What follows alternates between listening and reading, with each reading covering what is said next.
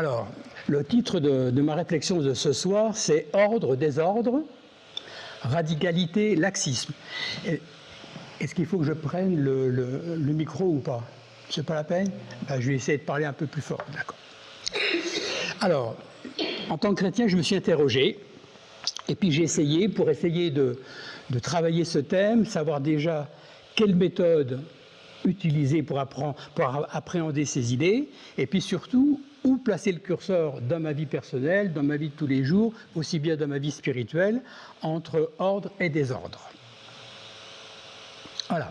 Alors, pour alimenter ce débat, je l'ai regardé sous 5 angles différents. La philosophie, la psychologie, les sciences, la nature et bien sûr la Bible et la vie spirituelle. C'est tout simple, il y a 5 ans. Alors, ordre, désordre, radicalité, laxisme, qu'est-ce que nous dit la philosophie? Alors, nous, humains, nous avons toujours des questions existentielles. Qui suis-je? D'où je viens?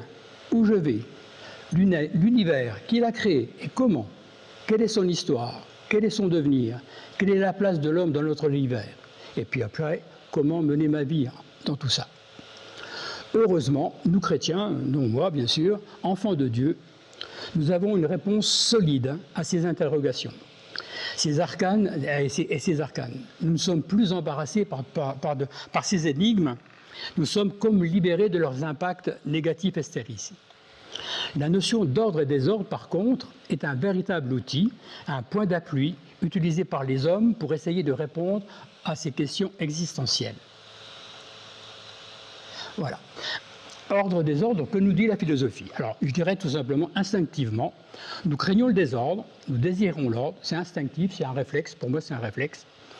Notre société pourchasse les fauteurs de désordre. Nous préférons une chambre, un bureau ou des papiers en ordre plutôt qu'en désordre. C'est la vie quotidienne, je dirais. Nous aimons, de façon générale, être dans un cadre, nous repérer dans l'ordre social, l'ordre culturel, historique, naturel, et bien sûr aussi dans l'ordre spirituel. Les notions d'ordre et de désordre relèvent bien sûr de la vie pratique d'abord, mais aussi de différents discours éthiques, politiques et spirituels. Et l'ordre et le désordre, la recherche de l'ordre et le désordre, c'est vraiment un angle d'aborder les choses. Et bien sûr, assurément, chercher à connaître et à comprendre l'univers et toutes les choses, c'est déjà essayer de mettre de l'ordre dans ses idées. Voilà.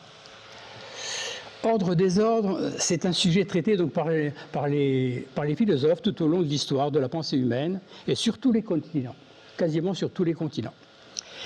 Les derniers développements sur ce sujet arrivent à la synthèse suivante. Alors c'est moi qui l'ai faite avec plusieurs lectures. 3 niveaux différents avant le chaos où aucun ordre n'est humainement détectable. Il y avait, pour les philosophes, il y a un ordre finalisé, il y a un ordre mécaniste ou nécessaire, et un ordre contingent. Alors, j'ai fait un petit tableau pour résumer, parce que je ne veux pas m'étendre sur la philosophie. Alors, l'ordre nécessaire au mécanisme, l'ordre finalisé, il a un but, il a un dessein, il a une direction. Il est à la fois organisé, il s'organise lui-même pour durer et se reproduire. Il fait sens, il est pérenne, mais est-il intelligent? Pour les philosophes, qu'est-ce que l'ordre nécessaire au mécanisme? Il n'y a aucun dessein. Il est stable, il est là, point. Au mieux, il permet à un système de fonctionner, c'est tout simple. L'ordre contingent, c'est tout simplement ce qui n'est pas ni ordre finalisé, ni ordre nécessaire, ni le chaos.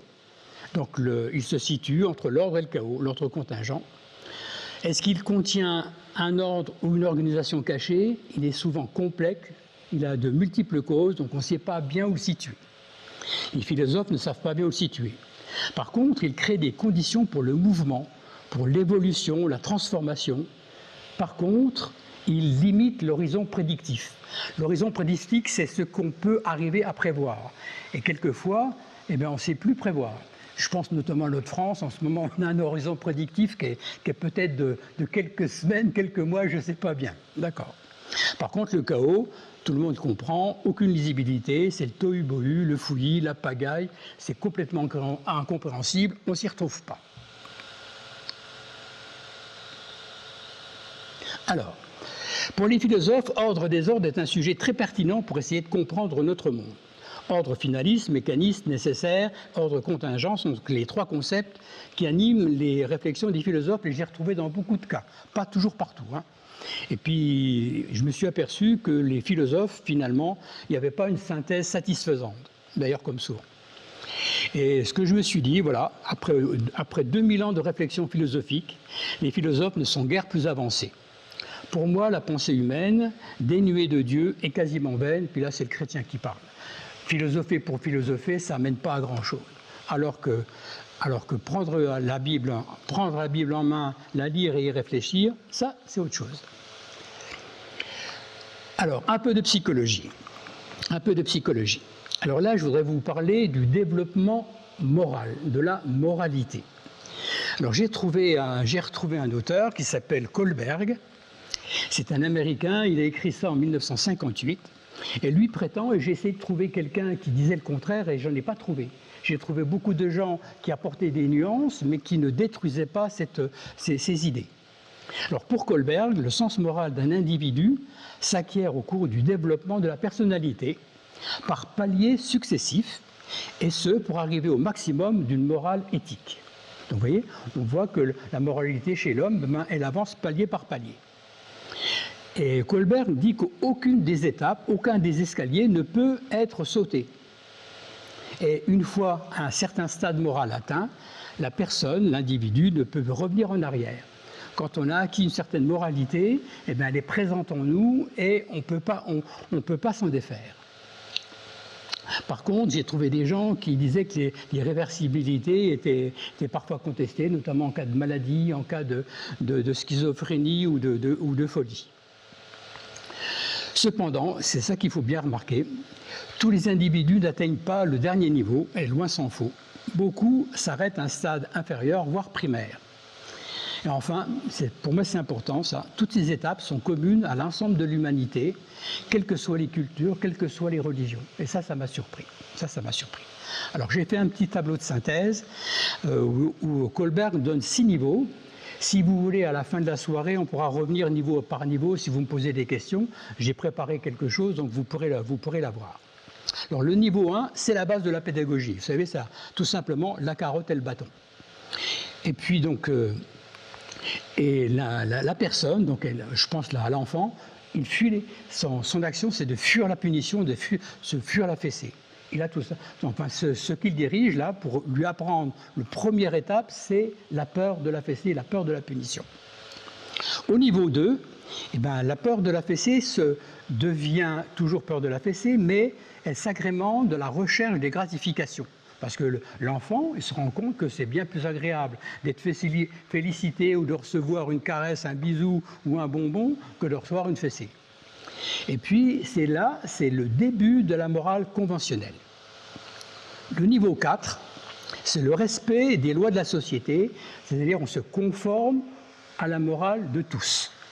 Et là, c'est tout simplement, on rentre dans l'accomplissement du devoir. Et puis après, le niveau 5, c'est déjà beaucoup plus élevé, c'est le dépassement de la morale basique. C'est-à-dire l'individu se rend compte que la morale est une richesse et qu'on peut aller creuser encore plus loin et de devenir encore plus agréable à vivre avec les autres et recevoir aussi beaucoup d'autres choses de la société. Et là, donc, c'est de l'altruisme. Et puis le dernier niveau de Kohlberg, c'est dépasser les valeurs éthiques. C'est dépasser les valeurs éthiques en disant que la morale est une base, et elle est solide, elle doit être présente, elle doit nous permettre de faire évoluer encore les choses. C'est notamment l'engagement social, etc., l'engagement dans la société, aussi bien pour nous chrétiens dans une association caritative, pour d'autres personnes, ça sera pourquoi pas un club de pétanque ou un match de foot, mais quelque chose qui a une valeur forte, morale et qui accompagne les hommes. Alors je reviens donc sur ce que je disais, si ce développement de la morale vous intéresse, on pourra revenir en fin de séance, et puis je pourrais vous décrire, j'ai préparé des slides niveau par niveau pour les compléter. Alors, pardon, excusez-moi, je ne veux pas qu'il parle tout de suite. Alors maintenant, je vais parler du niveau des sciences. Et pour les sciences, les scientifiques, je pense à Robert, je pense à d'autres personnes de l'Église, automatiquement, quand on pense ordre-désordre, on est ramené à penser à l'entropie. Alors l'entropie, c'est quelque chose de vraiment particulier, et je ne veux pas être prof de physique un soir, hein. Je veux simplement vous dire que l'entropie, c'est quelque chose que les scientifiques ont vraiment étudié, et c'est une valeur un peu particulière. C'est d'abord une grandeur physique, l'entropie. Aussi bien comme la longueur, le temps, la masse, la température, la pression, la force, la quantité de mouvement, l'intensité lumineuse, la charge électrique, etc., etc. L'entropie, c'est une grandeur physique. Mais pour nous, c'est une grandeur totalement abstraite. Et c'est pas simple du tout de l'appréhender, et même moi, je ne suis pas sûr d'avoir arrivé jusqu'au bout. Et actuellement, les scientifiques travaillent toujours sur l'entropie. Alors le mot entropie, ça vient du grec, ça veut dire action de se retourner, de retourner ou action de se transformer. Et l'entropie a plusieurs visages. Alors, je vous ai mis une petite vidéo. Voilà. Bonjour, c'est quoi l'entropie? On entend souvent parler d'entropie quand on parle de climat, d'écologie, d'énergie, d'environnement. Qu'est-ce que c'est que ce truc? Eh bien, vous allez voir, c'est quelque chose qui permet de comprendre comment le monde se transforme. Alors, pour comprendre ce que ça veut dire, je vous propose de faire une expérience en direct. Attention, regardez bien. Je chauffe mes mains. Quand je fais cette opération, l'énergie, elle se conserve. Ça, c'est une règle générale en physique. L'énergie se conserve tout le temps. Sauf qu'elle s'est transformée. On était parti d'une énergie de mouvement, mes mains bougent, et c'est devenu de la chaleur. Les atomes à la surface de ma main se sont mis à vibrer.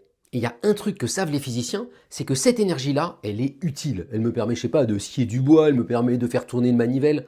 Alors que l'énergie de chaleur de ma main, elle sert pas à grand chose. On peut pas faire de travail avec. Eh bien, l'entropie, elle vous permet d'évaluer ça. C'est une sorte de label qualité qui vous dit si la transformation, elle dégrade l'énergie, elle la rend inutile ou pas. Et la règle, elle est super simple. Si l'entropie augmente pendant la transformation, c'est pas bon. Ça veut dire que l'énergie, elle s'est dégradée. Elle n'a pas diminué, mais elle est moins utile. Et ça vous dit aussi que vous ne pourrez pas revenir en arrière. Prenez par exemple un train qui freine. Au début, il avait de l'énergie de mouvement, hyper utile. C'est devenu de l'énergie de frottement sur le rail, ça a chauffé le rail. Et vous ne pourrez pas revenir en arrière. On ne pourra pas récupérer l'énergie du rail pour la redonner au train pour qu'il se remette à avancer. Et l'entropie, elle ne peut que augmenter. L'énergie, elle ne va que se détériorer au fur et à mesure. Ça veut dire que si on remonte dans le temps, au tout début de l'univers, l'entropie était extrêmement basse et elle n'a fait que grandir depuis et accompagner toutes les transformations, la formation des planètes, des étoiles, l'apparition de la vie sur Terre. À chaque fois, l'entropie a augmenté, l'énergie s'est dégradée. Et si on regarde vers le futur, l'entropie elle va continuer d'augmenter. Et il y en a même qui pensent que ça sera la fin de l'univers. Une fin de l'univers où on aura une entropie maximum, on ne pourra plus rien faire d'utile, plus rien transformer en un travail utile. On appelle ça la mort thermique de l'univers. Et alors, fun fact pour finir, on dit très souvent que l'entropie c'est le désordre. Eh bien c'est faux. L'entropie elle mesure pas le désordre, elle mesure plutôt le nombre de façons possibles d'occuper l'espace. Le nombre de configurations. Bon, mais ça c'est vraiment si vous faites des études de physique. Bonne journée! Alors, vous avez à peu près suivi parce que c'était un petit peu compliqué. Mais j'ai pas pu m'empêcher de le mettre parce que ça m'a plu tout simplement. Attends, voilà. Alors, dans un système clos, l'entropie caractérise donc l'aptitude de l'énergie de ce système à fournir du travail ou être utilisable. On a vu que plus l'entropie est élevée, moins l'énergie est utilisable. Plus l'entropie est faible, plus c'est facile de récupérer du travail. Plus la valeur de l'entropie est élevée, donc... Oh zut, pardon. Ah, voilà. C'est bon, ouais. L'entropie donne aussi une idée, c'est pas une mesure, une idée de l'ordre et du désordre, de la désorganisation du système. Plus la valeur de l'entropie est élevée, plus le désordre est grand. Et réciproquement, plus la valeur de l'entropie est faible, plus l'ordre est grand dans le système. Alors, toujours sur l'entropie. Si dans un système, on laisse faire les choses naturellement, sans intervenir, l'entropie tend naturellement et invariablement à augmenter avec le temps. L'énergie du système devient de plus en plus difficile à utiliser, comme par exemple le glaçon fond, le temps s'écoule, et il y a plein d'autres exemples. C'est la caractéristique principale de l'entropie. L'augmentation inexorable de l'entropie peut être perçue même comme le moteur de notre univers. Et dans un univers parfaitement et totalement ordonné, aucune transformation ne serait possible. Il serait statique, immobile, immuable. Si on a une entropie égale à 0, ça devient un système complètement figé. Seul un certain désordre permet l'émergence de structures complexes depuis les étoiles jusqu'aux êtres vivants. Alors, l'entropie, je l'ai déjà mis celle-là. L'entreprise caractérise les propriétés de l'énergie, l'écoulement naturel des choses, mais sa nature est profondément probabiliste. C'est une autre version, je ne veux pas rentrer là-dedans, c'est un peu compliqué. Ces différentes facettes dévoilent des connexions inattendues entre énergie, information, probabilité et même un peu de conscience. Oui, l'entreprise c'est compliqué, l'entropie c'est compliqué. Les physiciens continuent d'explorer ces ramifications et de cette grandeur, quelles seront les prochaines évolutions? On ne sait pas, on va voir, on verra. Alors, pour faire de la synthèse de ce que me rapportent les sciences, le temps ne s'écoule que dans un sens, parce que l'entropie ne peut qu'augmenter. Le temps est irréversible. L'univers s'écoule selon son évolution, et son évolution n'est possible que vers une entropie maximale. Cette entropie maximale sera obtenue par une uniformisation totale et complète. Notre univers deviendrait alors monotone.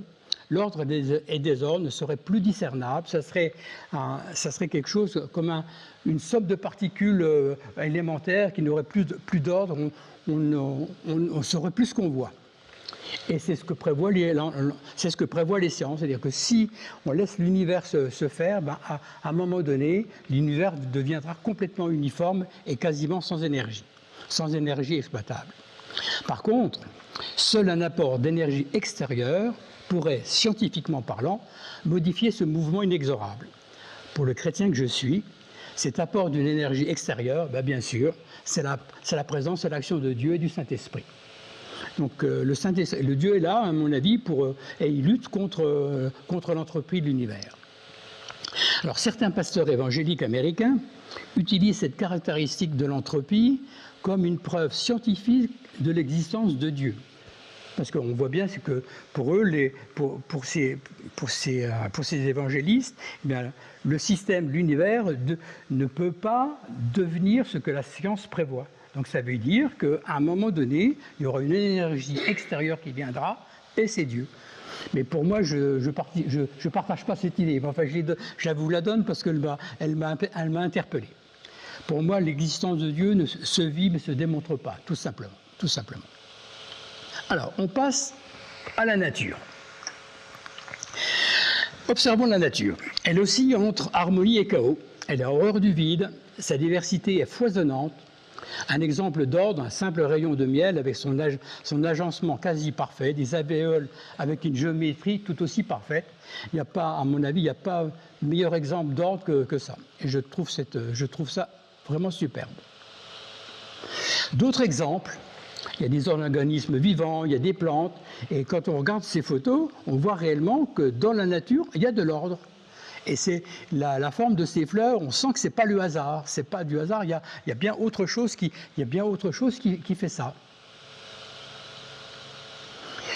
L'ordre dans la nature, par exemple, le mouvement des astres, les saisons, la classification des espèces, là j'ai donné l'exemple des insectes, la forme de... j'aime bien le chou romanesco, c'est pour les physiciens, c'est un...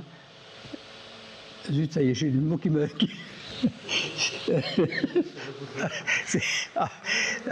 il reviendra. C'est un exemple fort de fractal. Voilà, merci de fractal. Le fractal, on les voit en 2 dimensions, mais ça, c'est un fractal en 3 dimensions. Et puis donc, il y a les cycles, notamment là, j'ai donné le cycle entre des insectes qui pondent, il y a les œufs, il y a les larves, il y a la nymphe, et ça recommence. Les saisons aussi, voilà. Mais la nature, il n'y a pas que ordre, il y a aussi du désordre.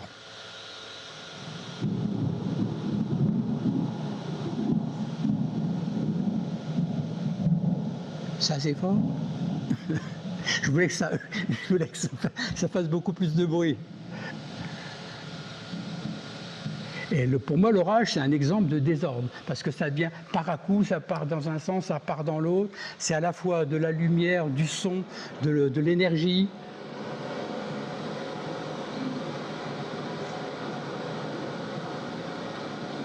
Et puis un autre exemple que j'ai pris, celui-là je l'aime bien aussi, c'est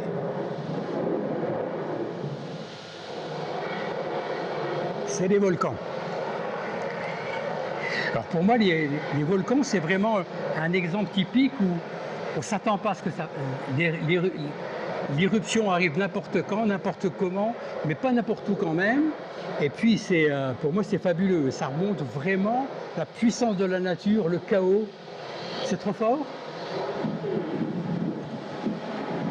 Le son, oui, il a raison.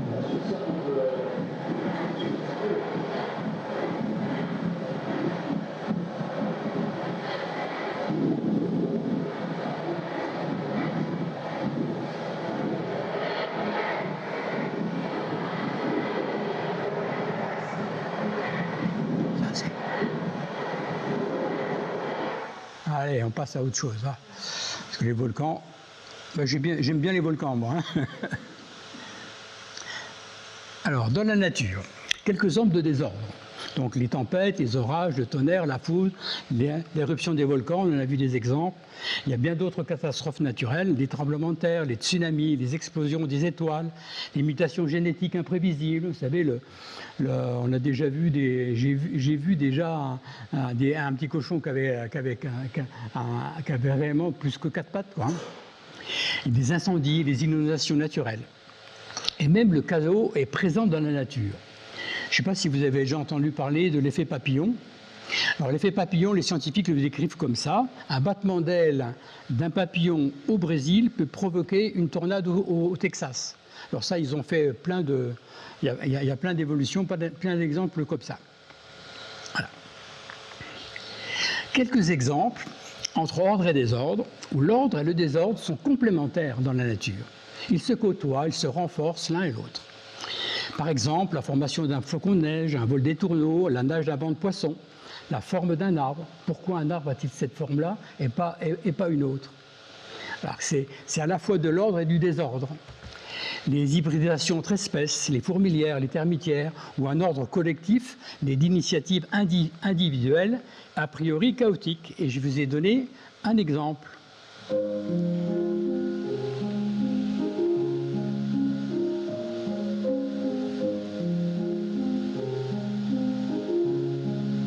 Et on voit dans le flocon de neige qu'il y a de l'ordre, mais qu'il y a aussi de l'aléatoire, il y a aussi autre chose derrière, il y a du désordre. Et la nature, c'est ça.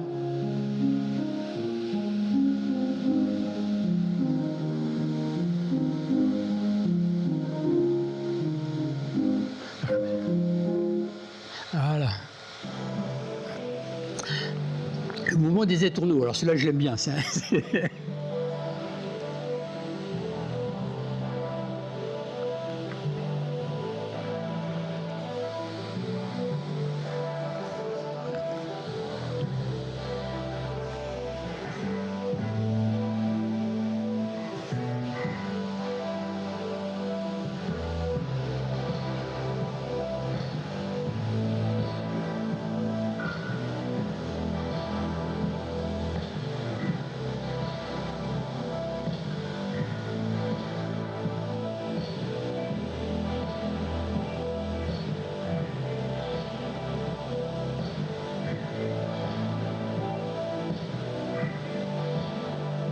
Je pense que vous en avez déjà vu dans la nature.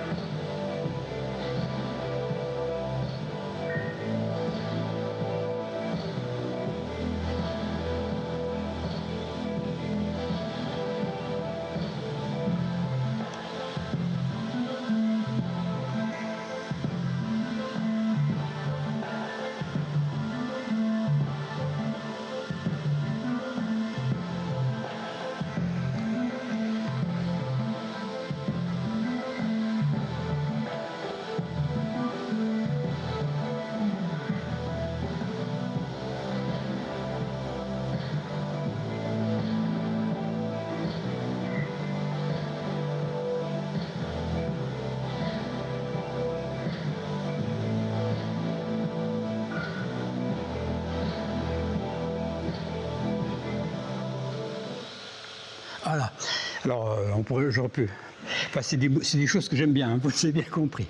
Ordre et désordre dans la nature. Voilà. La palette de notre univers nous offre un grand nombre de facettes. Finalement, ce que j'en retiens, c'est la cohérence de l'œuvre de Dieu, sa présence plus ou moins discernable. La meilleure synthèse que j'ai trouvée pour tout ça, c'est l'arc-en-ciel, l'image de l'arc-en-ciel, avec sa beauté, ses teintes, mais aussi un continuum de nuances dans ses couleurs. Et puis avec derrière, si vous regardez bien derrière, il y a l'orage, il y a aussi le chaos, il y a aussi le désordre. Et puis bien sûr, merci Seigneur pour la nature. Alors, la vie spirituelle. Alors, généralité, le sujet ordre-désordre n'est pas évident à trouver dans la Bible. J'ai eu du mal. La concordance biblique indique 6 versets pour l'ordre, 6 versets pour le désordre et 8 versets pour la dissolution, l'équivalent du synonyme de désordre. 4 versets pour la modération. C'est-à-dire 24 versets dans la Bible pour 31 172 versets bibliques. Mais beaucoup d'épisodes de la Bible peuvent être analysés, interprétés sous cet angle ordre-désordre.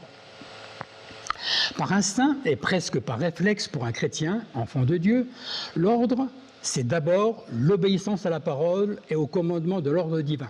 Et l'antithèse, le désordre, bien sûr, c'est le péché.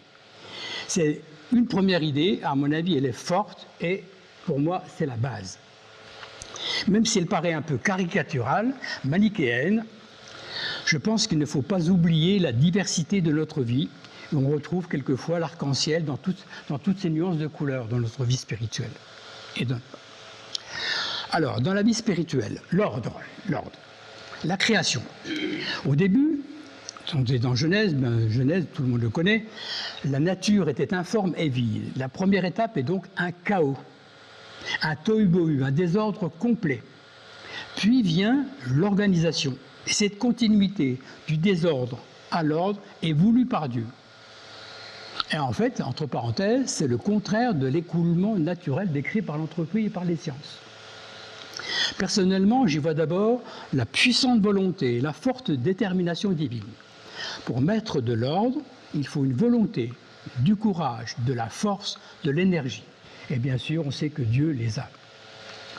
Mais dans la création, j'y vois aussi, plus loin que ordre et désordre, j'y vois aussi de la cohérence. Cette cohérence est présente tout au long du plan de Dieu. Elle se déroule devant les yeux du lecteur de la Bible. Cette cohérence fait aussi la synthèse entre des entités apparemment opposées, comme volonté, puissance de Dieu et liberté de l'homme, entre prédestination et justice, mais surtout dans l'amour. Cette cohérence est, à mon avis, un petit peu la fille du passage du désordre initial à l'ordre final voulu par Dieu. Alors, toujours pareil, l'ordre de la vie spirituelle. L'ordre, c'est d'abord l'obéissance au commandement divin, et j'en cite un qui le représente bien. Si vous écoutez ces ordonnances, si vous les observez et les mettez en pratique, l'Éternel, ton Dieu, gardera envers toi l'alliance et la miséricorde qu'il a jurée à tes pères. Donc oui, obéir à Dieu, c'est bien sûr suivre ses règles, mais ce n'est pas seulement ça. C'est marcher dans une relation de confiance, d'amour, de foi. Bien sûr, ne pas oublier que la foi, c'est un don de Dieu, bien sûr. L'obéissance ne doit pas être vécue comme une contrainte. À mon avis, si on la vit comme une contrainte, on passe à côté du plan de Dieu. Mais l'obéissance doit être une preuve d'amour pour celui qui nous a tout donné. Jésus lui-même a souffert par obéissance. C'est dans Hébreux. Et par son obéissance, nous avons reçu le salut, donc la vie éternelle. Notre obéissance est une porte ouverte à la miséricorde, à la bénédiction divine. Et à contrario, la désobéissance, on ferme peut-être la porte. De plus, notre obéissance d'aujourd'hui et quotidienne devient une source de paix, de protection, de communion avec Dieu. Et c'est pour moi, c'est ça qui est le plus important. La vie spirituelle, je passe de l'ordre au désordre. Alors, donc 1 Corinthiens 14,33, bien sûr, c'est notre cher apôtre Paul. Car Dieu n'est pas un Dieu de désordre, mais de paix. Alors, ça m'a fait réfléchir, ce verset, parce que donc Dieu est plutôt anti-désordre que pour l'ordre à tout prix. il est d'abord anti-désordre. Et si nous luttons contre notre désordre, Dieu nous offre sa paix. Vous savez, la paix, celle qui dépasse toute intelligence, qui est bien souvent décrite dans la Bible. Mais lutter contre notre désordre, c'est tenter de le faire disparaître. C'est un peu comme nettoyer notre être entier, notre intérieur complet. Et pour ça, il faut du courage. Il faut s'avouer soi-même ce que l'on est. Il faut se connaître. Et puis il faut bien sûr rechercher le pardon. Peut-être d'abord le pardon par rapport à soi, le pardon par rapport à Dieu, le pardon par rapport à notre voisin, à notre ami, à notre frère. Et là seulement, on enlèvera du désordre. La tiédeur, ça c'est aussi pour moi c'est aussi un désordre. Tout le monde connaît l'Apocalypse qui dit dans la lettre à Laodicée, « Je connais tes œuvres, je sais que tu n'es ni froid ni bouillant. Puisses-tu être froid ou bouillant, ainsi, parce que tu es tiède et que tu n'es ni froid ni bouillant, je te vomirai de ma bouche. » Ouais, Dieu rejette le tiède, Dieu rejette les tièdes. Et bien là, donc pour moi, je me conseille, puis je vous conseille à être passionné pour Dieu. Pour moi, c'est quelque chose d'important. Il ne faut pas passer à côté de ça. Le désordre. Nous devons aussi nous éloigner des personnes qui vivent dans le désordre et dans la dissolution. Par contre, il faut les prévenir et prier pour eux. Jacques dit, car là où il y a un zèle amer et un esprit de dispute, il y a du désordre et toutes sortes de mauvaises actions. Voilà, pour être enfant de Dieu, pour être heureux en tant qu'enfant de Dieu, quelquefois, il faut éviter les lieux et les domaines dangereux. Les lieux et les domaines dangereux. Et peut-être nous deviendrons plus agréables et plus doux et plus agréables à vivre. C'est un peu moraliste, mais je pense que c'est vrai. Pour lutter contre le désordre spirituel, recherchons une proximité maximale avec Dieu, et cela quotidiennement. Et si on essaye vraiment d'être proche de Dieu, si on vit proche de Dieu, eh bien, il y a quelque chose qui se passe. C'est comme si entre Dieu et nous, il y avait une communication, il y avait un échange, soit par instant, soit par des idées, soit par une présence. Quelquefois, Dieu, on sent qu'il est là. Et je pense que c'est ce qu'il faut rechercher, la proximité maximale avec Dieu. Et Jésus, entre parenthèses, il était radicalement proche de Dieu tout le temps, continuellement. Et Dieu était avec lui continuellement. Et même sur la croix, quand il a cru être seul, Dieu était quand même là, bien sûr. Alors, le désordre dans nos pensées, dans nos actions, dans nos choix, nos relations est une conséquence de notre éloignement de Dieu.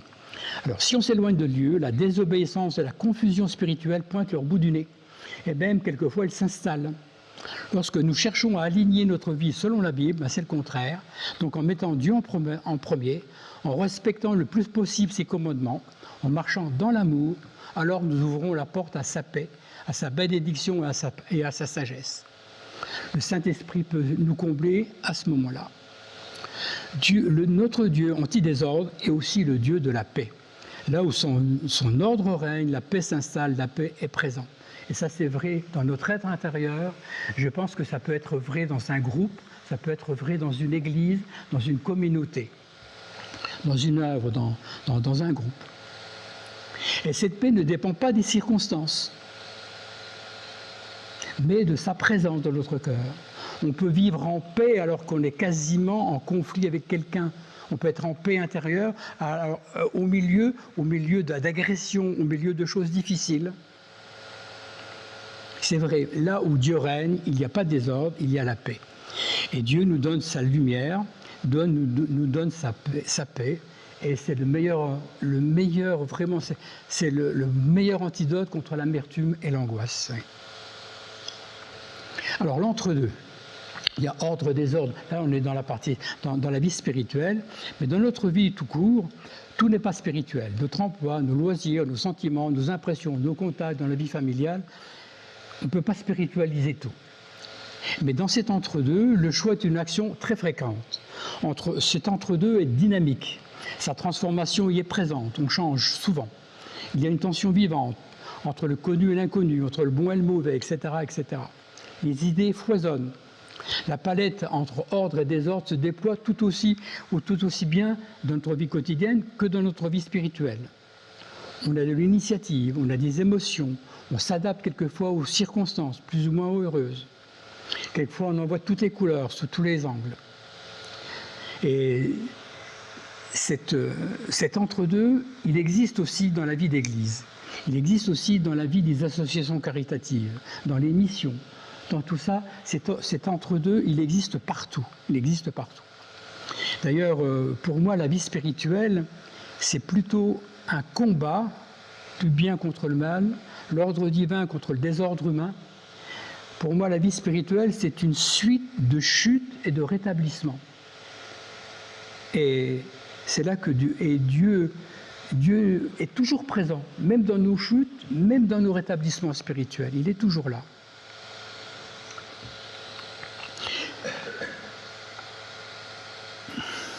Voilà.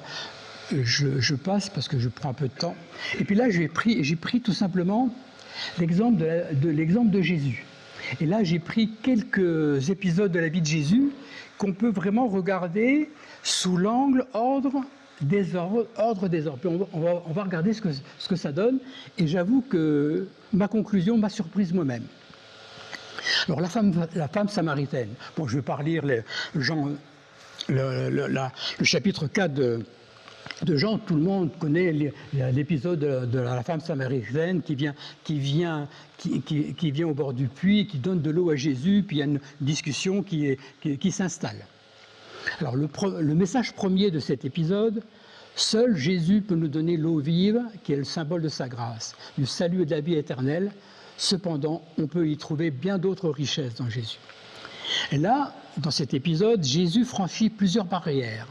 Celle du genre, homme, femme, celle de l'ethnie, entre samaritains et juifs, celle du péché, Jésus qui est sans péché et cette femme qui est une pécheresse. Mais Jésus, dans cet épisode, lui, fait qu'une chose, il regarde le cœur. Il regarde beaucoup plus loin que le désordre de la vie de cette femme. Il regarde dans le cœur de la Samaritaine. Et il y voit une soif cachée derrière les blessures.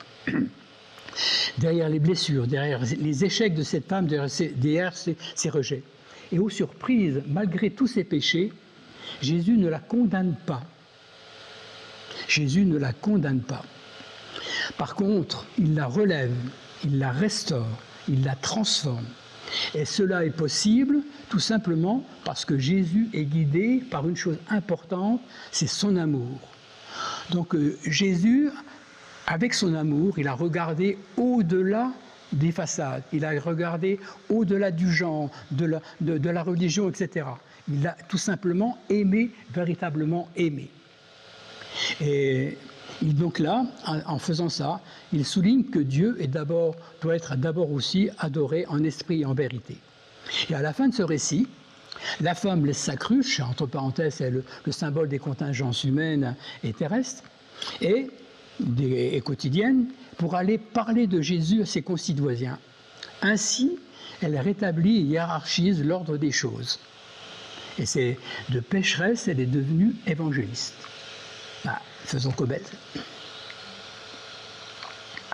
Un autre épisode de Jésus, je suis à peu près dans les temps, la femme adultère. Là aussi, je ne veux pas vous faire je veux pas relire le passage, tout le monde la connaît. C'est la femme adultère qui est prise en flagrant délit, qui est amenée devant Jésus pour qu'il la juge. Alors, le sujet principal, c'est la grâce et la miséricorde de Jésus qui restaure et nous offre l'accès au salut. On imagine la scène, une femme traînée devant une foule en grande quantité. Elle est accusée, elle est exposée, elle est humiliée. Et puis son péché, son désordre sont réels, elle était prise en flagrant délit.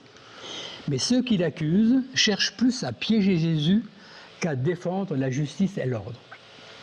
Ben, vous savez ce qu'a fait Jésus dans la fin, il s'est tout simplement tu. Alors il a écrit par terre, je ne sais pas ce qu'il a écrit. Finalement, l'attitude de Jésus, surtout son silence, oblige la femme. ses accusateurs, mais aussi nous les lecteurs de la Bible, à nous étudier nous-mêmes, à nous confronter à nous-mêmes, à notre péché, à nos désordres intérieurs. Et dans cet épisode, Jésus choisit le pardon plutôt que l'application de la justice. Encore une fois, il dépasse la notion d'ordre et de désordre par son amour pour la femme adultère. Et là, au lieu de sanctionner le péché, il agit en rédempteur et en sauveur. Et c'est quelque chose qui est pour moi qui est important. Et Jésus, il dépasse les choses. Souvent, on dit que Jésus nous prend à contre-pied, et là, c'est l'exemple manifeste, où là, au lieu d'appliquer la justice, eh bien, il applique son amour et son pardon. Donc, en plus de ça, à la fin de l'épisode, Jésus lui offre une deuxième chance, une autre chance. Va et ne plèche plus. Alors, va et ne plèche plus, mais est-on capable de toujours le respecter? Moi, je pense à ma vie quotidienne spirituelle où ça fait de chute, de relève, et ben, j'y arrive pas, quoi. L'exemple de Jésus. Mais attention, Jésus est aussi le siège de dualité, radicalité, amour, punition, pardon. Mais il est Dieu. Il fait son choix, et le choix de Jésus, c'est toujours le bon. Donc, à nous de l'imiter. Par contre, dans la Bible, il y a quand même deux exemples qui m'ont fait mal. C'est deux exemples où Jésus punit. Il y a un exemple que tout le monde connaît, hein. C'est le fouet. C'est Jésus qui fait un fouet, qui chasse les marchands du temple. Hein. Il les chasse tous du temple, ainsi que les brebis, les bœufs, tout ça. Il dispersa la monnaie des changeurs et tout ça. Donc à ce moment-là, Jésus a appliqué la justice. Donc il ne faut pas croire que Jésus est laxiste, c'est pas vrai. Puis il y a un autre verset qui pour moi est un verset un des plus difficiles de la Bible à dire et à comprendre et à vivre. C'est Luc 19, 27. Au reste, c'est Jésus qui parle, hein, c'est Jésus qui parle dans ce verset. Au reste, amenez ici mes ennemis qui n'ont pas voulu que je régnasse sur eux, et tuez-les en ma présence. Et c'est Jésus qui dit ça. Donc ça veut dire qu'à un moment donné, la justice de Dieu, elle passera. La justice de Dieu passera.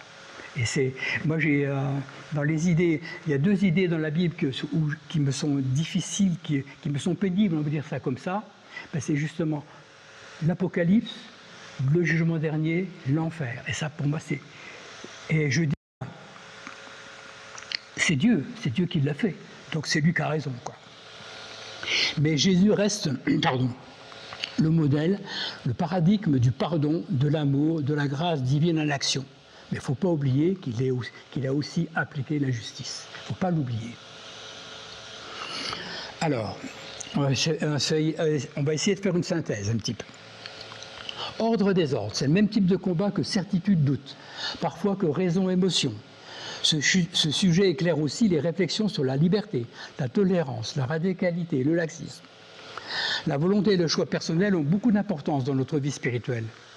D'autant plus que la foi qui est un don de Dieu, donc nous chrétiens, on a cette chance d'avoir ce don de Dieu, à nous de ne pas le perdre, à nous de le cultiver, et de ne pas sombrer dans le désordre. De plus, pour le chrétien, il n'y a pas de petits sujets. La Bible dit, si tu es fidèle dans les détails et les petites choses, tu le seras aussi dans les grandes. Nous devons être attentifs à la qualité de nos relations avec Dieu. Elles sont elles aussi comme un éventail des différents comportements humains. Nous devrions rechercher la vérité, la sincérité. Et je n'ai pas pu m'empêcher, moi, quand je prends du recul par rapport à ma façon de vivre avec Dieu, ce que je ressens, comment je vis avec Dieu, et bien quelquefois c'est le chaos, quelquefois c'est l'ordre. Et le meilleur exemple, c'est les deux exemples que je vous ai donnés, c'est le vol des tourneaux, quelquefois ça va un peu dans tous les sens, mais en fait il y a quand même de l'ordre dedans, ou alors c'est de l'arc-en-ciel. Et je pense que je ne suis pas le seul être comme ça. Par contre, je pense que la radicalité, si elle devient obsessionnelle, mène au légalisme. Et la radicalité, dans ce sens-là, est pour moi dangereuse. Donc le légalisme est quelquefois sans tolérance. et que celui-ci peut amener à la stérilité spirituelle. Et plus un légalisme exacerbé engendre, de plus, un légalisme exacerbé engendre culpabilité, amertume.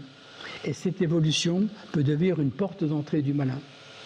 C'est-à-dire que la Bible, si on ne la lit pas, si on ne la comprend pas, si on ne la vit pas telle que Dieu le souhaite, eh ben, elle peut être réellement dangereuse, même spirituellement parlant. C'est-à-dire qu'il faut...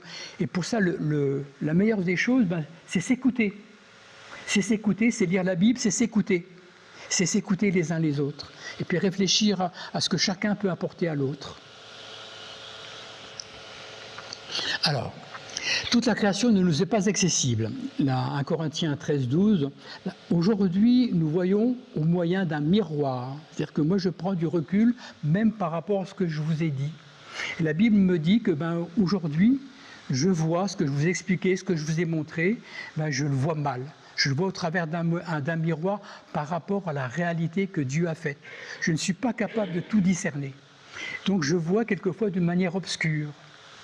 Mais alors, quand nous serons face à face avec Dieu, là, on connaîtra tout. Je connaîtrai tout comme Dieu me connaît. Et là, on vivra autrement. Je pense que tout ce que je vous ai expliqué ce soir, je pourrais balancer une grande partie, quoi. Oui, l'homme est tout petit. Il essaye de comprendre la création de Dieu, mais il est loin de tout savoir. Oui, l'homme a été fait à l'image de Dieu, mais comme il en est loin, quand on réfléchit à sa capacité, à son intelligence, à ses connaissances, à notre sainteté, la sanctification, c'est un long chemin. La fidélité, est-on capable d'être fidèle? Est-on capable d'être juste? Est-on capable d'aimer correctement?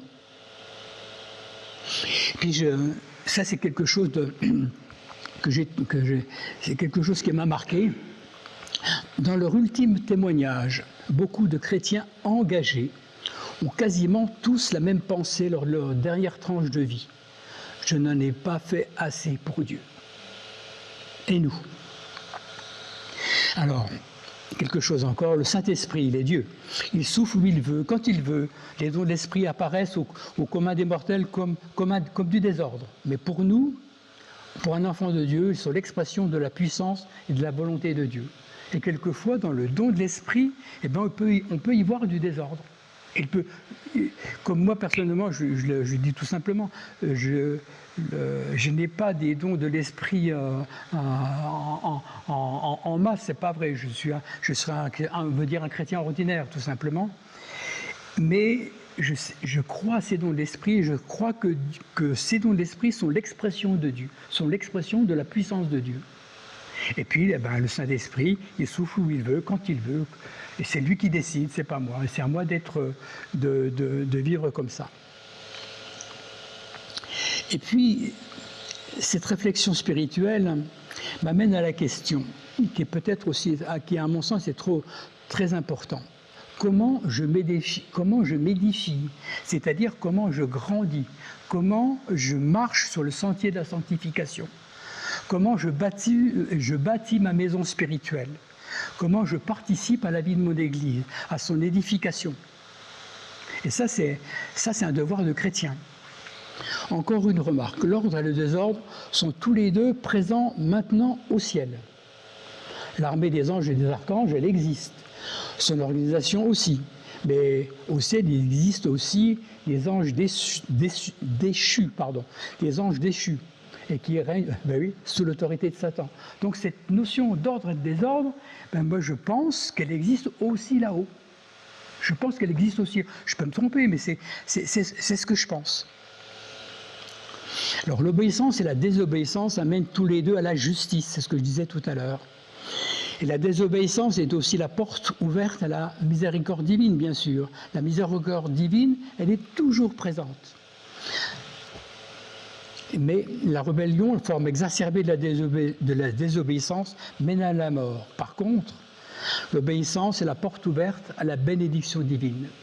Et je pense que l'obéissance, elle dépend de notre volonté. Bon, quelquefois, on n'a pas assez de volonté. Quelquefois, on est dépassé par les événements. C'est les chutes et les relèves au quotidien, quoi. Et ça, Mais Dieu est toujours là, Dieu est toujours présent. Alors, pour clore cette soirée, là, je voulais tenir en 1 heure, c'est à peu près le cas. Il me semble important, ce qui me semble important, est-ce que c'est une idée parce que ce que je vous ai montré ce soir, c'est un travail sur plusieurs mois. Et sur plusieurs mois, chaque fois que je prenais un chapitre, chaque fois que je prenais des idées, j'ai toujours eu cette idée qui me revenait en tête, c'est la cohérence de la création de Dieu. Et cette cohérence, elle est aussi bien dans la réalité visible et concrète que dans le plan divin, dans le domaine spirituel aussi. Et bien sûr, quel que soit l'angle de vue, on voit cette cohérence. Mais tout en sachant qu'on ne peut pas accéder et comprendre ni la création, ni le plan de Dieu dans sa totalité. On n'est que des hommes. On n'est que des hommes. Moi, je suis qu'un homme comme chacun. Alors, ma réaction de chrétien, elle est toute simple vis-à-vis de ça. Elle est vraiment toute simple. Faisons-lui confiance, simplement. Faisons confiance à Dieu. Et moi, j'ai toujours en tête l'image du père qui tient son enfant par la main. Puis mon grand-père, il aurait dit la foi du charbonnier. Enfin, c'est ce que je voudrais vous faire comprendre. Alors après, comment concilier obéissance, radicalité, justice, amour, tolérance, rejet du péché? Ben voilà, ça c'est notre défi au quotidien. Et ce défi nous entraîne aussi dans nos chutes, dans nos déchéances, mais aussi dans nos rétablissements, dans nos triomphes sur l'adversité. Alors pour terminer, il faut éviter le laxisme. Moi, ça me paraît tellement évident que j'ai rien dit là-dessus, quoi. Obéir aux commandements bibliques, sans oublier que maintenant, on est dans le temps de l'Église. C'est le temps de la grâce divine, pas celui de la loi. Il nous suffit aussi de déjouer les pièges d'une radicalité trop stricte, trop austère, trop sévère. Quelque part, je ne l'ai pas noté là, quelque part la radicalité extrême amène à être figé, interdit le mouvement, interdit, je dirais, et c'est presque, ça peut devenir de l'intolérance. Ça peut être de l'intolérance. Et par contre, il y a un truc qui est tout simple. Comment savoir si notre curseur ordre, désordre, radicalité, axisme est bien positionné? C'est simple, c'est tout simple.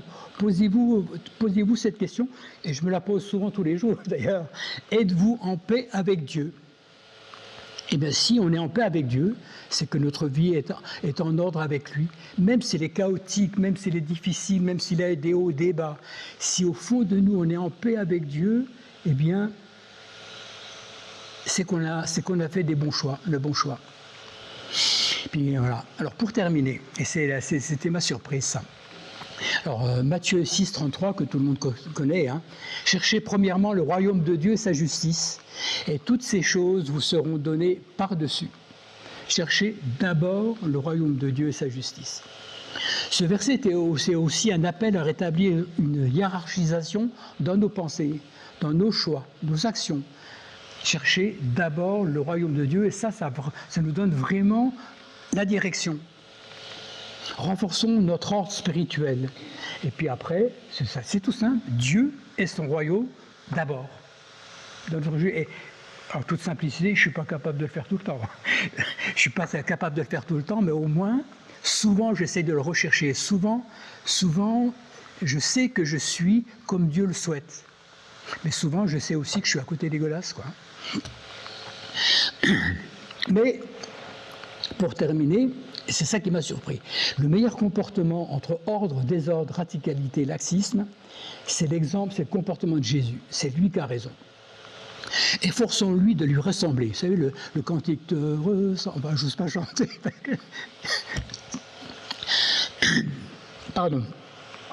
Donc Jésus a tranché le dilemme ordre, désordre, radicalité, laxisme. Et dans les deux exemples que j'ai donnés, dans les deux épisodes que j'ai montrés, il l'a tranché totalement. Et il a privilégié une chose et une seule chose, l'amour. Et pour moi, c'est la meilleure réponse. Vous savez, 1 Corinthiens 13, seul l'amour demeure. Ça dit 3 choses demeurent, mais seul l'amour demeure, seul l'amour est important.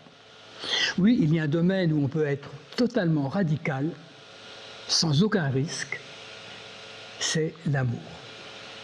Et ça, et cet amour, on peut le décliner vis-à-vis de soi, vis-à-vis de Dieu, vis-à-vis des autres. Et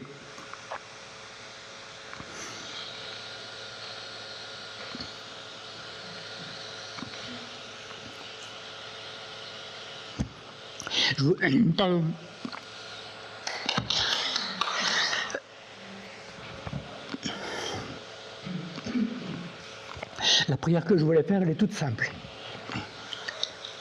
Je pourrais en prier, puis après on passera aux questions si vous en avez, parce que c'est un sujet où il y a plein de questions. Seigneur notre Dieu, tout simplement, on a besoin de toi. On a besoin de toi, on est incapable de t'obéir complètement. On est incapable d'être ce que tu souhaites que nous soyons tout le temps. On a des chutes, Seigneur. On a besoin de toi pour que tu nous rétablisses. Et Seigneur, la meilleure façon de nous rétablir, c'est de se tourner vers toi. C'est de t'implorer, de nous aider. C'est de te rechercher, de te rechercher d'abord. Et bien sûr, Seigneur, le plus important, c'est l'amour. Seigneur, aide-nous. Amen.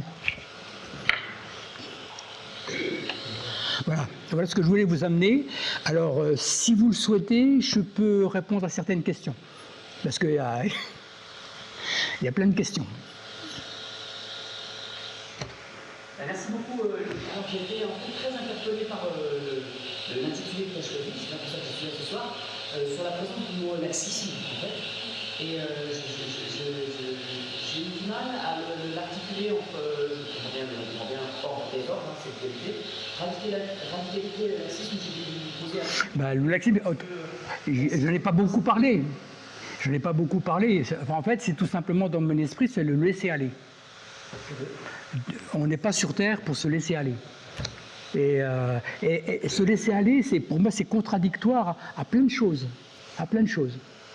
De chercher que son petit bonheur perso, que son bien-être, que son petit truc, pour moi, c'est ça, être laxiste. Mais je ne l'ai pas dit, quoi, parce que ça me paraissait tellement évident. Ça me paraissait tellement évident. Ça va bien dire. Comment? Ça va bien en disant pour moi, parce qu'effectivement, laxisme, on rapproche rapidement ça au contraire de l'autorité. Ouais. Et rarement pour soi-même, en fait. Bien sûr qu'il y a beaucoup de... Moi, mais j'aurais jamais osé dire qu'il y avait du laxisme. On exerce plutôt le laxisme vis-à-vis de quelqu'un d'autre, quoi. Mais moi je pense qu'on peut être laxiste vis-à-vis de soi-même. Il y a une bonne expression bien mélo qui dit de temps en temps, faut se mettre des coups de pied au derrière. Hein. Et c'est vrai dans la vie quotidienne et même dans la vie spirituelle. Hein. Ça demande des efforts. Hein. Comment? Ça demande des efforts, la vie chrétienne. Ouais. Tout à fait. Ça demande d'aller de l'avant. Tout à fait. Ouais. Il y en a tout. Tout à fait, oui. Tout à fait. Par contre, il y a un point que j'aurais pu développer, puisque pour moi c'est un point qui m'avait beaucoup importé quand j'ai écrit tout ça, c'est le fait que les choses ne soient pas figées. Et quand je repense au mouvement des oiseaux, c'est un mélange d'ordre et de désordre, et c'est ça qui crée le mouvement. C'est ça qui crée les évolutions. Et ça, pour moi, c'est aussi vrai dans notre vie spirituelle. Le fait d'avoir une succession de chutes et de relèvements, ça crée du mouvement. Et je pense que si on fait ça, j'espère qu'à la fin de ma vie, je serai quand même un petit peu mieux, même si je suis en bas, que le plus bas où j'ai jamais été. Vous sentez ce que je veux dire? Et je pense ça, moi. Moi, ce qui me laisse avec la radicalité, parce que tu as parlé d'être, comment dire, quand on a parlé des ascendants des anabaptistes, ouais. Le bouquin c'est radicalement chrétien. Donc je pense que la radicalité dans notre choix d'avoir une vie chrétienne, là elle est bonne. Ouais. La radicalité de suivre Jésus. Après, être radical plutôt, je pense que ce que tu disais c'était devenir comme des pharisiens, quoi. Ouais. Radical dans une vie. Tout à fait. Par contre, moi je suis pour une radicalité du choix chrétien. Ouais. Pour moi, il faut lire la Bible. Puis je l'ai pas cité, mais la lettre tue l'esprit. La lettre tue l'esprit. Et ça, c'est pour moi, il faut toujours avoir aussi cette pensée en tête aussi. Si j'applique la Bible à la lettre, ben je peux être à côté des godasses. Il vaut beaucoup mieux rechercher l'esprit. Alors ça, cette notion de réflexion entre la lettre et l'esprit, d'ailleurs dans l'apôtre Paul qui dit « la lettre tue mais l'esprit vivifie », hein, c'est les mots de l'apôtre Paul, lui il applique ça à la loi de Moïse. C'est-à-dire que si j'applique la loi de Moïse, eh ben, je mourrai.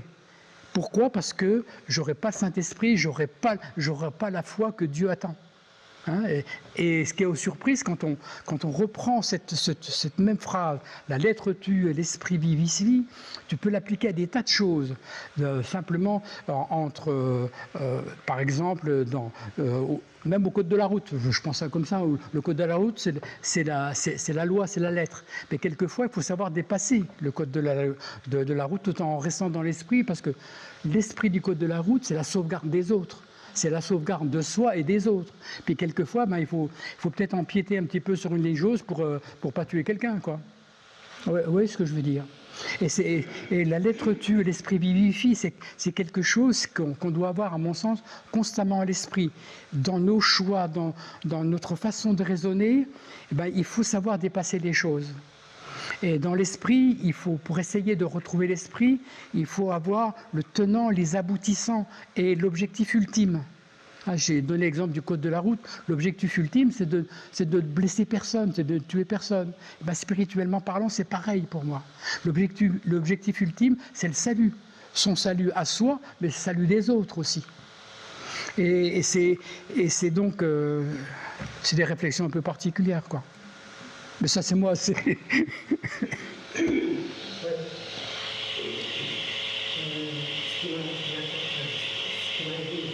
vous avez dit, ça m'a aidé à comprendre que pour qu'il y ait de l'ordre, il faut des ordres. Pour qu'il y ait de la joie, il faut de la tristesse. Ouais. Ça m'a... Je le savais, mais ça m'a... Ouais, c'est aussi... Ouais. Ça aide à accepter un petit peu les combats de la vie. Mais s'il n'y a que de l'ordre, ça devient invivable. S'il n'y a que de l'ordre, ça devient invivable. Hein. Moi, je me suis beaucoup posé la question pourquoi Seigneur qui permet quelque chose. Ça m'a arrêté un temps. Ah, oui. Mais vous trouvez l'histoire, ça m'a aidé à accepter que la règle des ordres, c'est presque voulu par Dieu, c'est presque voulu dans un sens pour que nous, humains, nous puissions goûter à l'ordre, à la joie que c'est la tristesse. Ouais. Parce que ça aussi, ça vient de lui. Le désordre ne vient pas de lui, mais le reste, ce qui compense, ce qui guérit le désordre, c'est ça vient de lui. Voilà, mais c'est dans ce thème-là, bon, j'en ai pas parlé, mais il y a beaucoup de facettes différentes. Et une de ces facettes, c'est quand on sait qu'on est en ordre avec Dieu. C'est-à-dire, comme je disais, il y a une question toute simple, est-ce que je suis en paix avec lui ? Si je suis en paix avec lui, c'est que mon curseur entre ordre et désordre, etc., il n'est pas si mal placé que ça, quoi. Par contre, 3 jours après, ça peut être différent. Hein. Ça peut être différent. Mais quand on est en paix avec Dieu, non seulement il y a une paix profonde, la paix spirituelle, je veux pas développer ça, mais c'est quelque chose d'important. Mais il y a aussi quelque chose d'important, c'est la joie. On devient un chrétien heureux. Heureux parce qu'on est chrétien, parce que Dieu est avec nous. Et quand on a goûté un peu d'ordre de joie, là, ça nous permet de continuer. Tout à fait, il faut continuer. Ouais. Voilà. Est-ce qu'il y a d'autres remarques ? Alors, je sais pas, j'imagine que quand vous avez lu le texte ordre, désordre, etc., vous n'imaginiez pas tout ce que je pouvais vous dire, quoi. Est-ce qu'il y a d'autres questions ? Ouais, c'est des tentations, je pense, courantes d'établir ces raccourcis par rapport à notre attrait pour l'ordre et pour l'ordre, parce qu'effectivement, nous avons un désir d'ordre. En fait, l'énoncé, je l'ai trouvé très politique a priori. Je me dis, ça va parler politique. Je ne m'attendais pas, mais il y a quelque chose qui est de l'ordre. Oh là là, on a tellement besoin d'ordre dans notre société. Alors que quand même, des fois, juste qu'il faut de bazar, c'est quand même Ouais. bien aussi, quoi. Tout à fait. C'est ce que c'est, Mais, avec beaucoup d'ordre. ouais, mais C'est modèle. souvent, quand on sent qu'on a beaucoup besoin d'ordre, c'est que c'est souvent que le désordre il est vraiment fort à ce moment-là. Hein. L'un appelle l'autre. Hein. C'est les deux faces, c'est les deux revers de la même médaille. C'est l'ordre plutôt intérieur. Oui, ben, même au niveau intérieur, bien sûr. C'est beau de voir que Dieu utilise les deux. Ce qui m'a fait du bien ou rassuré, c'est qu'il utilise les deux, mon ordre, mon désordre, il utilise l'ordre et le désordre dans la nature. Et c'est ça qui fait, tu te dis encore, bah ouais, Dieu, il est trop bon, quoi. Enfin, il est fou, quoi. Ben oui. On a fait deux exemples, quoi. Finalement, au lieu de remettre de l'ordre, ça ne met pas d'ordre, mais de l'amour. Ben oui, c'est ça. Par contre, comment dirais-je, pour apporter de l'amour, pour aimer, tu ne peux pas aimer, à mon avis, hein, comme Dieu aime, si toi, tu n'es pas en paix avec Dieu. Si tu n'es pas en paix, parce que moi je pense que quand on est en paix avec Dieu, il y a autre chose qui se passe. C'est ce que je disais, la porte ouverte à la bénédiction, elle est là. La porte de la bénédiction, elle est ouverte. Elle est ouverte. Et c'est Dieu qui donne et qui ne donne pas, ça c'est autre chose. Hein. Mais à ce moment-là, elle est ouverte. Et moi j'ai peur que quand on n'est pas dans ce cas-là, ben, la porte de la bénédiction, elle est peut-être juste entrouverte, c'est tout, quoi. Et encore, je ne suis pas sûr de moi, quoi. Et puis là, et par contre, je reviens à ce que je voulais dire, c'est que on ne peut pas aimer comme Dieu aime si on n'est pas en paix avec lui. Et je pense que et donc on ne peut pas apporter Dieu aux autres. À mon avis, hein, c'est très perso ça. Hein. On ne peut pas apporter Dieu aux autres si soi-même on n'est pas en ordre avec Dieu. On n'est pas en paix avec lui. Et puis, puisqu'on est en train de parler de ça, je parlais tout à l'heure des dons spirituels. Enfin, je pourrais en parler pendant longtemps, mais il y a un don spirituel qui m'a toujours surpris, c'est les dons de guérison. Je suis toujours surpris, dans la Bible, il y a beaucoup de guérisons. Mais par contre, il y a aussi beaucoup de gens qui n'ont pas été guéris. Et le nombre de gens qui n'ont pas été guéris est aussi nombreux. Et finalement, quand on réfléchit dans ce sens-là, finalement, dans ce cas qu'a voulu montrer Jésus, c'est qu'en fait, moi personnellement, je pense que la recherche du salut, l'obtention du salut est plus important pour l'homme que la santé physique. Et c'est quelque chose qui moi, m'interpelle, ça. Et là, de nouveau, dans l'ordre et le désordre, je place sur ce sujet-là ce curseur de manière un petit peu particulière, quoi. Allez, merci, bonsoir.